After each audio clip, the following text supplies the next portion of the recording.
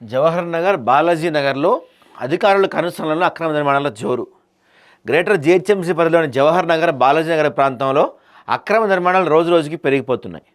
అనుమతులు లేకుండా భారీ ఎత్తున బహుళ అంతస్తుల భవనం నిర్మాణం అవుతుండటం స్థానిక ప్రజల్లో ఆందోళన కారణమవుతుంది. ఈ నిర్మాణాల వెనుక ప్రజా ప్రతినిధుల ఆందోళనలు ఉన్నాయనే అనుమానాలు కూడా మరింత బలపడుతున్నాయి. నిబంధనల విరుద్ధంగా జరుగుతున్న నిర్మాణాల విషయం అధికారుల దృష్టికి వచ్చినప్పటికీ తగిన చర్యలు లేకపోవడంపై ప్రజలు ప్రశ్నలు లేవనెత్తుతున్నారు.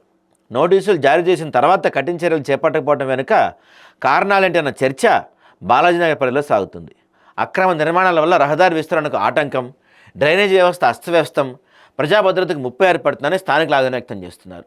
ప్రత్యేకంగా బాలాజీనగర్ వికలాంగుల కాలనీకి వెళ్లే ప్రధాన రహదారిని ఆనుకొని భారీ పిల్లర్స్తో నిర్మాణాలు కొనసాగుతున్నా రెవెన్యూ అధికారులు అటువైపు చూసిన దాఖలాలు లేవని ఆరోపణలు వినిపిస్తున్నాయి.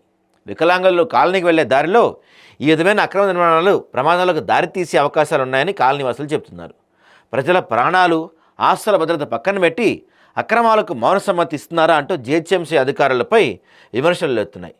తక్షణమే అక్రమ నిర్మాణాలపై సమగ్ర స్థాయి నిర్వహించి నిబంధనలకు విరుద్ధమైన భవనాలపై కూల్చే చర్యలు చేపట్టాలని ప్రజలు డిమాండ్ చేస్తున్నారు. బాధ్యులపై కఠిన చర్యలు తీసుకొని బాలాజీనగర్ ప్రాంతంలో చట్టపాలన ఖచ్చితంగా అమలు చేయాలని చెప్పి ప్రజలు కోరుకుంటున్నారు.